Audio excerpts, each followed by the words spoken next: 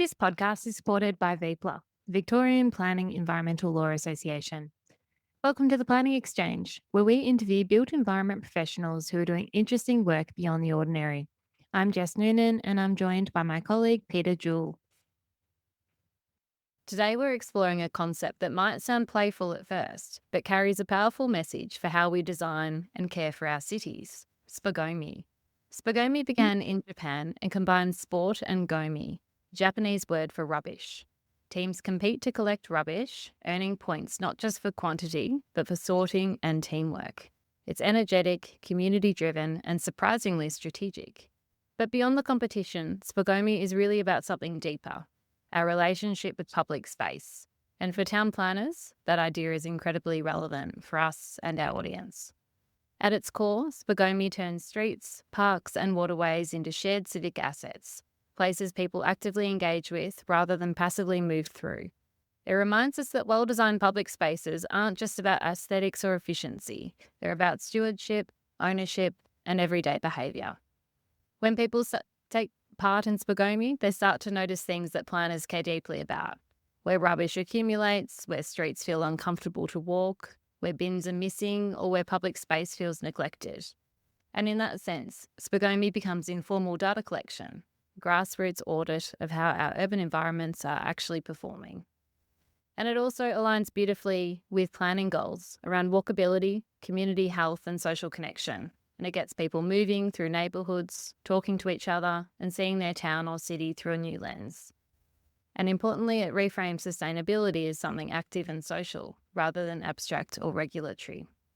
So today we're speaking with two of the most qualified Spogomi experts, Masanori Tamazawa and Kazuhiro Yagasaki from the Spogomi Federation. Welcome to the show. Now, we'll Thank refer to you. you as Mac and Hiro from here on, if that works for you. Sounds great. Yeah. Now, what was the genesis of Spogomi? How did it commence as a concept and then turn into a competitive sport? B originated from an effort to reconceptualize rubbish collection as an active form of civic engagement or just a fun sport. So Mr. Mamitsuka, who invented this sport, knew how gamification or team-based participation and measurable outcomes could transform a traditionally compliance-driven activity, which is rubbish collection, into a fun activity. So as methodologies were defined, standardized rules and scoring systems emerged or were concreted by Mr. Mamitsuka. And it enabled Spogomi to function not only as a community initiative, but as a structured competitive sport. That's what I mean. Hiro, before we get into what urban problems Spogomi was trying to address, could you describe to our listeners what a typical Spogomi event, what happens on the ground? So just to give our listeners an idea of what we're talking about. Sure. Spogomi comprises basically of usually an hour-long sport, which is held in a radius space of around 1 kilometer, where a team of 3 would participate and carry out rubbish picking is the general essence. However, we've incorporated certain aspects of the sporting rules which make it more competitive and fun. So a team of 3 you're not allowed to run firstly, which is quite different. And the reason behind that is we try and make it borderless. So we allow all ages, all people with sorts of disabilities to be able to participate equally. And the other thing is you're not allowed to be more than 10 meters apart from one another. And this is to try and highlight the teamwork ethos so that we don't have a one across the entire map coming back at the same spot in about half an hour's time. And so you have the combination of that, and you can opt to use tongs or you could use your bare hands. And this also varies in terms of the distribution phase. So once you've collected all the rubbish, you'll come back and you'll have the part 2 phase, which would be distributing all the rubbish. This will vary on the country. In Japan, we have an interesting combustible and non-combustible waste, as well as plastic bottle categories and so on. And so we change that according to each country. Cigarette butts is usually the highest point per 100 grams. So people who are strategic will try and go for those. Having said so, you don't always have a country with loads of cigarette butts. So this kind of brings in the local knowledge, which makes it more interesting for participants. So, children might know more places with glass bottles lying around where locals throw them away, or I don't know, teenagers might know an area where all these rubbish might be stowed away and so on. So it just brings together the community on revitalizing areas and so on. So this is Spogomi in a nutshell. And how competitive does it get? Do you ever have a situation where you have to intervene because people are fighting over rubbish? Or is that very much Sure. part of the rules that you're not able to do that? Yeah. So we do ask, sportsmanship is very important. It's what keeps the sport alive. And we actually have a Spogomi World Cup. We just held our second one end of last year. And for the Spogomi World Cup and the qualifiers, we actually have a referee per team. And this is because it's very competitive and a very fast moving game when it gets to that national level or international level. Having said so, when it's a community, casual Spogomi as we refer it, a local game, we do just ask people, first come, first served. At the same time, they don't always pick up on everything.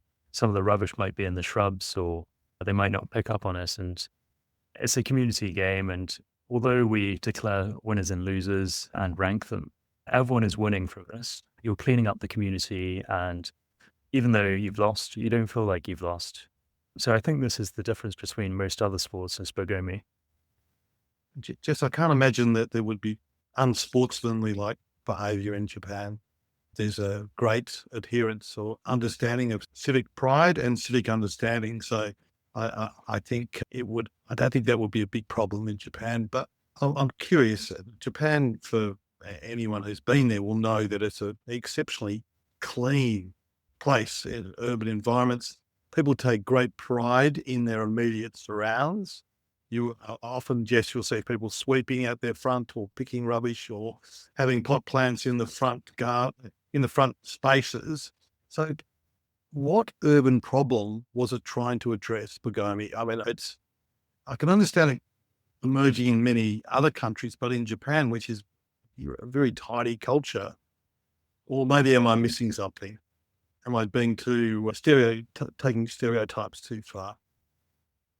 As generally, the people in Japan kind of tidy. I mean, but I think the regular style of rubbish collection is done by a certain kind of people, not like young people or young families, but just the senior citizens, and the people feel kind of like obligation to participate in that rubbish collection if it's done regularly. So Mr. Mamitsuka thought that it would be fun if we make it like a sport to invite more younger generation, and also it makes the rule to let even young children can compete with adults, because as Hiro said, that the cigarette badge has higher points than the other one. So that even, those young children with their parents can participate easily. And because they get some rewards after the competition, that will make them also think that the rubbish collection is a fun activity. And also just to add to that, although Japan seems clean, we've experienced through hosting Spogomi over the years that Japan actually has a lot of concealed rubbish or trash, where it's actually hidden between certain hidden areas like in the bushes or shrubs between buildings. And we've discovered that people who tend to throw away rubbish in Japan are quite discreet about it and do it quite professionally in a weird sense. Yeah, it actually adds a sense of excitement. I don't know if you're aware of Minecraft, but when I first took part in Spogomi, it very much felt like the rubbish becomes a resource and a treasure in some ways, and you've gone treasure hunting. So anything you find is very highly satisfying. So all of a sudden, you find someone like myself who wasn't interested in rubbish picking at all and actually thought, who does that? It's, I think, the general kind of understanding. But that transformed me into a true believer of, this really has potential and it's very fun and exciting. I think that's what Spogomi brings compared to many other sports, which I've had experience of playing. And yeah, it's very exciting. I mentioned in the introduction to this interview the concept of Spogomi being, I guess, a short-term engagement tool, the possibility that creating that longer-term change around how waste is managed, civic pride, and those sorts of things. Given that you're both part of the Federation, what do you see as being the primary purpose? Is it the short-term engagement, or is it more of that long-term change?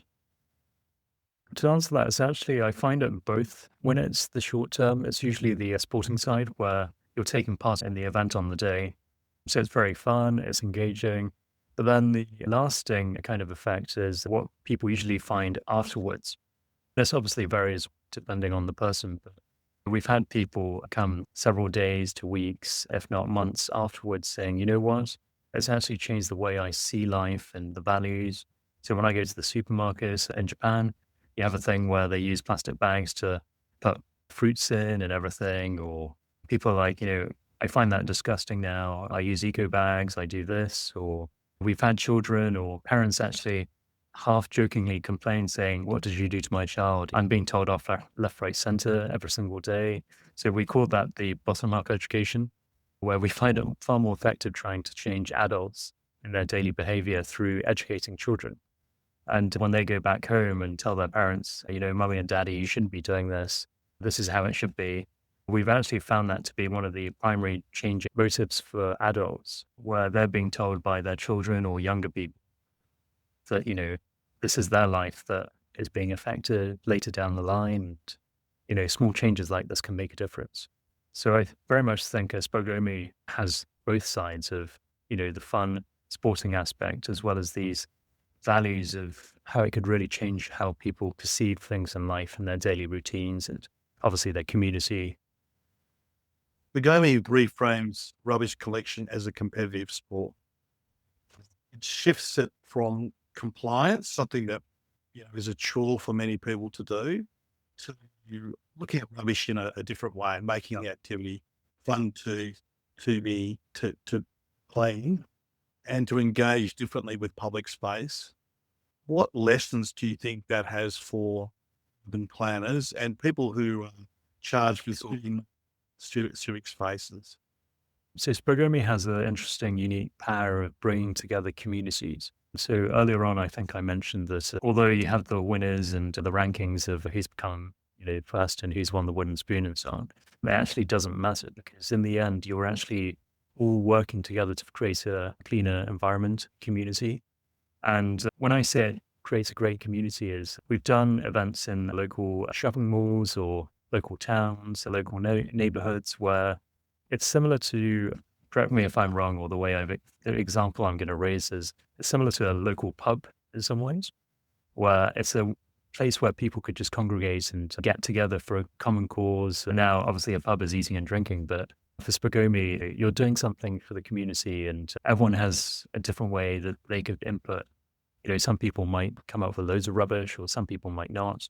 But at the end of the day, it doesn't matter because you're all working together to create a clean environment. And once they take part in that event, what we've often found is they become far more caring towards their local neighborhood. So you won't see this, even like young people who used to throw away wrappers or anything. They'll actually become an ambassador towards, don't do that. This is our local town. Let's keep it clean and peaceful. So it's very interesting. And I think for urban planners, perhaps introducing something like this can change the way the community might interact towards their local neighborhoods. People aren't necessarily so caring towards where they live. It's just about their daily lives and themselves. Whereas if you hold events like this, they become very much part of that community. So I think that's the difference. And do you think, Max Hiro and Hiro, it empowers people to take more agency or more control of the public domain? That it allows them to view and work in that space differently. It definitely has that power of just, unless you take part in it, you don't get to see what's different on the local level. Even going for a walk, usually you'd only go on a walk that would comprise of what you think is great or the route is most efficient. Whereas if you do Spogomi, you would actively go areas where you usually wouldn't. And that would also make you part of, make a sense of you being part of that community or that local neighborhood. And I think that's the other fun part. Yeah, and I think with any kind of, I mean, I'm not a professional with urban planning, so correct me if I'm wrong, but falling in love with that area, it usually comprises of, you becoming more acquainted with that region. So I think Spogomi forces people to get out firstly, and also to, start roaming around areas that you wouldn't usually go for a walk. One of the things we mentioned earlier was, I guess, that opportunity for Spogomi to generate granular on the ground data. So, things around where bins are, where possibly additional bins might need to go, possibly from a civic management perspective, some areas that might need some additional attention, those sorts of things. Is there a way that you found so far, I guess, to communicate that information back to the local council or the local government area? Yeah. At this moment, yeah, we're working on it. Could you explain what Yeah, we're doing, sure. what we're trying to do? So obviously the information that we do collect is highly valuable. It is still a work in progress, but obviously how it could be useful for local authorities would be to be evidence-based decision making. So this kind of detailed rubbish data or information is actually not collected by many countries. So firstly, that could work from, so small local neighborhoods to towns, cities, and we're growing that information. And we now have data of more than 20 years in Japan, for example. We're still growing as of this day globally. And obviously, for example, let's see Tokyo, we've provided this kind of information to, say, the rubbish picking trucks, and they've been very, interested in the way rubbish ends up or the quantity that comes up. And I think down the line, if we expand Spogomi, we'll be able to actually, start to see a trend of where rubbish actually originates from or where it congregates and why that is. Is that to do with actual just people, or is it the way, say, the river works, or something we're also working? How are you actually able to collect the data though? Like, is it that each Oh, participant is right. wearing a tracker, or like how are you producing? So for the World Cup, we've done the tracker system, although that's very experimental to this day. So generally speaking, for Spogomi, we just do it. I think I mentioned earlier that we do it in a 1 kilometer radius. And when we have teams go around, we just take a survey afterwards on, where they found the most amounts of rubbish or what kind of route they took. And we're just kind of doing the spatial analysis on that front. So I wouldn't say like it's, pinpoint geospatial location and information at this stage. And I have two examples. So in Japan, there's a AI rubbish bin, basically, where we call it the smart rubbish bin, where it has a solar panel on the top and a compressor on the inside. And Japan has a issue of declining population there aren't actually many rubbish bins in the community. And that was reduced as of the 9/11 bombings and the terrorism situation. But we've seen an interesting trend where getting rid of rubbish bins actually made the streets cleaner, because people know to, take home their rubbish or actually, stay in the cafe and actually, throw it away in that solution and actually reduce the amount of rubbish they take out. And these smart rubbish bins, so the idea for that was because the rubbish trucks don't always want to go and pick up half-filled rubbish bins ineffectively. And, in order to have the smart rubbish bin, the IoT system will allow you to know how full it is, so that should it become nearly full, it will notify the rubbish throwing center and the truck would be sent on a most efficient course. And what this allows is it would allow the workforce to be reduced, which goes with the declining population, and also the carbon footprint will go down drastically. So that's one of them. And then obviously with the Spogomi data, we're also tag teaming with a AI company that is actually trying to analyze how this kind of information could, what does that mean when this much rubbish is being collected by these people in this particular region? What are the geospatial reasonings behind that? And it's very experimental. They believe that there's actually a very interesting trend, especially when you start looking at different countries. And we're trying to explore if this kind of data that we've collected through each Spogomi tournament is actually useful in that essence. Also, I think there's great potential with design of public spaces in terms of how rubbish accumulates and just a good design guide based on the data that you're providing. But I was going to ask, so What year did Spogomi start in Japan? Can you describe to our listeners how it has spread, not just in Japan, but globally? What were some of the milestones? So in what prefecture or what city did it start in Japan, and how has it expanded? If you could just give us some sort of rough chronology, please. So Spogomi originally started back in 2008, and as Max mentioned earlier, it was founded by a person called Mr. Mamisuka, who was a sportsman himself and used to go running across the riverside. And he started to become bothered by all this rubbish that he was seeing on the side. And he started to pick them up, firstly because he was bothered by them. But then through training, he just thought, what if, I collect a certain amount of rubbish per running session I do, just to make the community cleaner. And then through time, he was like, what if I collect it in this particular style, which would, allow me to use this part of my leg muscle or that. And in time, he thought, actually, if I actually come up with a rule to do this so-called rubbish picking, it can be really fun, is where it started. And so he started this in Kanagawa Prefecture, which is slightly more south of Tokyo. And so, yeah, it's almost 20 years ago that he started this, which is very interesting. And he's been an advocate for this and has been expanding it. And we've been doing high school tournaments in Japan, which goes every year, which bases it on the baseball system called Koshien. So we have the Spogomi Koshien for high schoolers, and they're very competitive and they love it. The other one is just casual Spogomi, or we also work with lots of companies like Deloitte, Uniqlo, where they do it as company team building, where they get over 1,300 employees out, and we split them up in different weeks.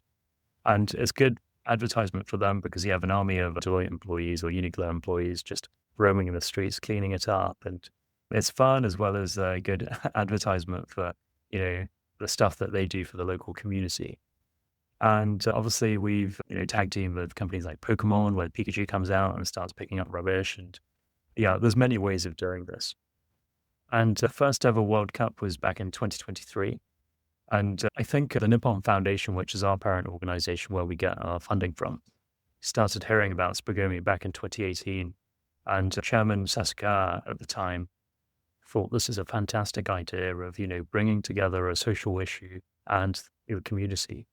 And so they started tag teaming and decided, why don't you make this into like a World Cup, go global level. And that's where the first World Cup came in 2023. And here's another interesting idea by Chairman Sasuke was, the environment isn't going to wait for us. He said, although World Cups are held every 4 years, he said, make it 2, so it's slightly like the Olympics, have the winter and the summer, but in Spogomi, it doesn't matter which time of the year you do it. So we have the hard task of doing it every 2 years, which it doesn't actually give us much time to prepare for the next one. But it's been great since we just held the 2025 World Cup end of last year. And so we're currently moving on that 2-year scale of tempo. So before people forget that Spogomi World Cup existed, we remind them again that there's this global movement going on. And it's a good way to get the word out. And people who are interested but aren't quite competitive on that level, they start with a casual Spogomi. Fading in that.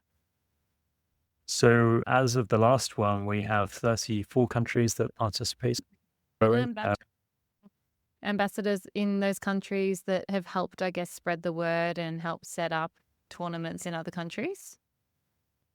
To answer that, the first World Cup, we actually had 21 countries participate. So it's actually grown significantly since then. How we did that was we actually used the cosplay network. So I don't know if you know the term cosplay. It's where people dress up. It's similar to fancy dress, but more on the anime realm or the comic realm. Another Japanese. It is, yes, yeah. Another great Japanese expert. Yeah. We've incorporated that framework where they do cosplay summits globally as well. And so we've contacted local organizers who do that, and we suggested the idea and they love us. And it so turns out that cosplayers actually, whenever they take photos in public, they do rubbish picking first because they don't want, rubbish in the background suddenly appearing and having to Photoshop it later. And so they were very keen on the idea, and this is how we were able to expand it on such a short time scale. And as for ambassadors, we have local directors / organizers who help from that cosplay realm. In Japan, we actually have Spogomi ambassadors who are former professional athletes, so like the gold medal swimming champion Tamazawa. We actually held a tournament in his name the other day in Japan to raise awareness and, so that young swimmers could hang out with them and have a conversation, chit chat.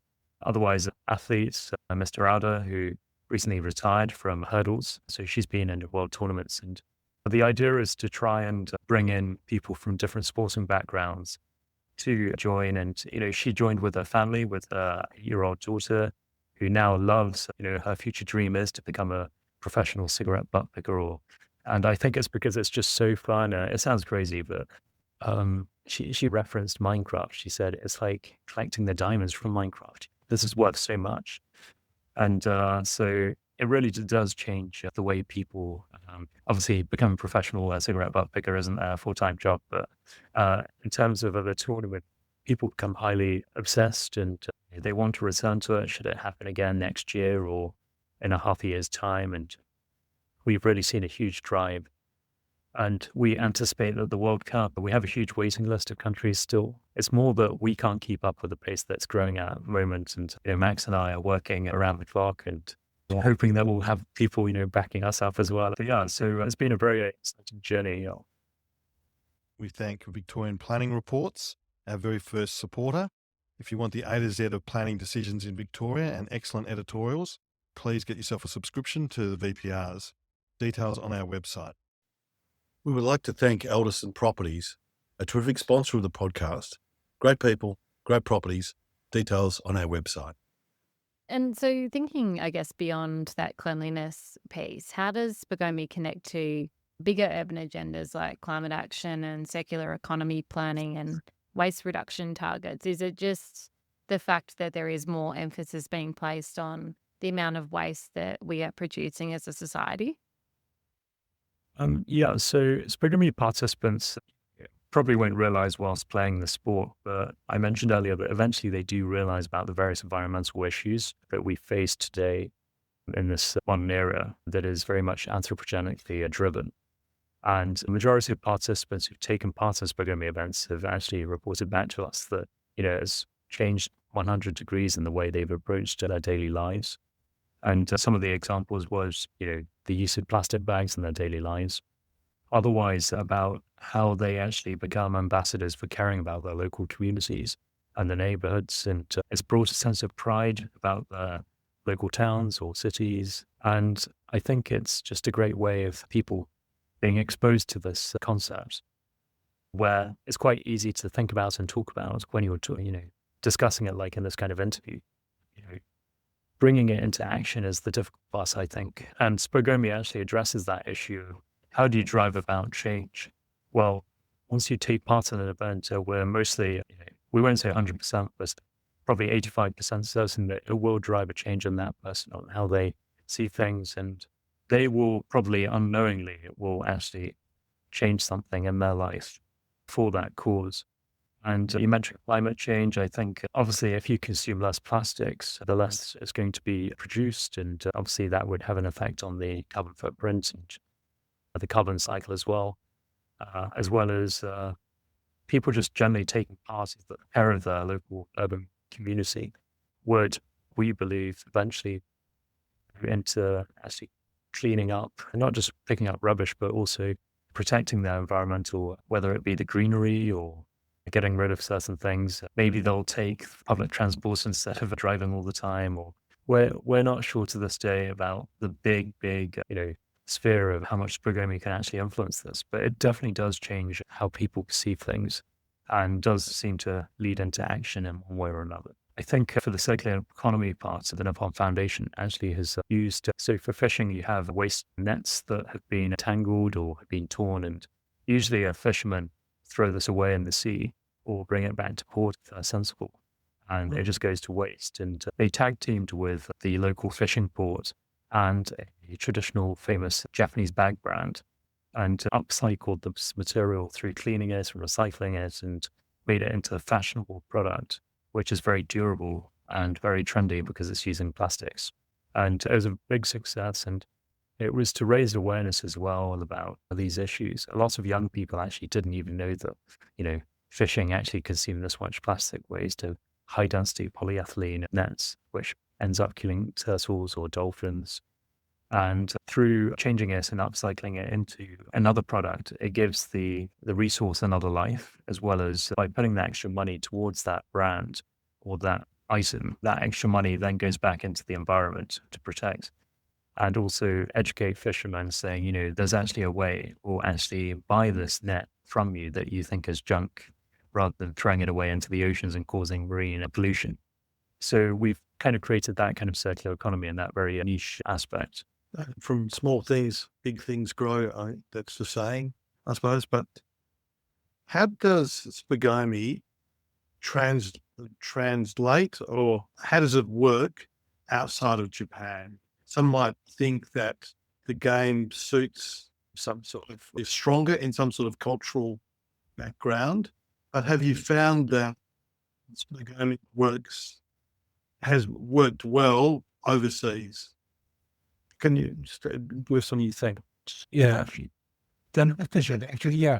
Each country has a different, culture or history or condition of rubbish picking. So that's why at each World Cup, we invite all participants from all over the world to see how the rubbish will be terminated or will be finally Disposed of or recycled.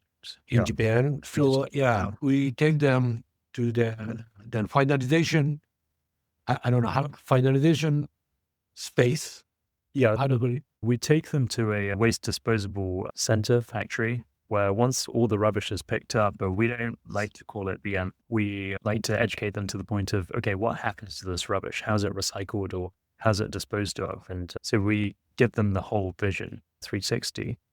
And why we're doing this is we let them to see how we terminate or finalize the rubbish collected by the participants. I mean, we direct them to know that the Spogomi is not just an event, that it will make, the collected rubbish to be finally terminated.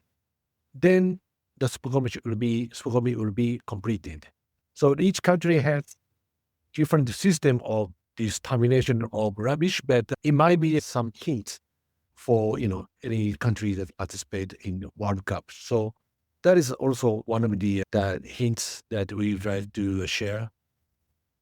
And just to add to what Max was saying, I think when you mentioned about how is it different per country, I mean, we don't know if we've observed the trend or understood it fully yet in terms of the actual performance, but the way people approach the tournaments, probably it might be slightly stereotype based, but say Germany and Nordic countries, they're very efficient, probably because they have such a good infrastructure on recycling. And so they're very efficient with the tournaments and it's very structured. Whereas say somewhere we've visited a tournament in Thailand and they make it into a huge festival. It's not just the Spogomi event. They invite local music bands and everything. And it goes on for the whole day rather than just the 2 to 3 hours. And I think having hosted Spogomi in different countries, it's allowed us to actually understand how Spogomi could evolve in the future. And it's a very new sport still, even though it's been around since 2008 and still evolving to this day. Hiro, that sounds wonderful that you can adapt to the different country and the different cultures. It's not a rigid, this is how you do it. What does the Spogomi Foundation, I think it's a foundation, does that we'll have on our episode notes, we'll have links to your foundation and everything, but does that have like a toolkit or a guide on how events can be managed? Because I'm going to get to the question if for a city or a town that's never had a Spogomi festival competition, what's the first steps from your foundation? Please just express how you wish, please. Right now, we're actually using the website and creating a new one. So as of now, today, we don't have the portal to go to, but we will in time have a full guide. Should you be interested, we'll have movies and we'll also have a quick rule movie just to get people exposed to the idea of what Spogomi is, because sometimes it's easier just to watch it rather than read it through. And what we usually do is people are interested, if you drop us an email, we actually have a discussion via either email or just a quick online call about what they're interested about. And as I mentioned previously, we can actually change Spogomi, incorporate it into how they want it to. Is that to build a community bonding, perhaps connect the disparity between the younger generation and the older generation, because their values seem to have drifted apart through time. Or maybe it's reduced an aging population in Japan as an issue. So when we do it in the regional area, we sometimes tag team it with universities. So students actually come out and they fall in love with the local neighborhood and the nature. And we've had cases where they voluntarily go back and, they've developed a community and a network and trust. And so, yeah, we're very open to, doing this in any way. So if people are interested, please drop us an email or we'll provide the details with Jess and Peter here. Yeah, anything is possible. Just requires you getting in touch with us first and we'll help you. I don't know if I can explain this properly, but as I mentioned before, there are many ways of rubbish collecting. I mean, like a traditional way of rubbish collecting ordered by the city mayors or, boss or your actual or the schoolmaster of the school to the students. But the people feel that kind of traditional rubbish collecting is important, but at the same time feels kind of tiring or boring.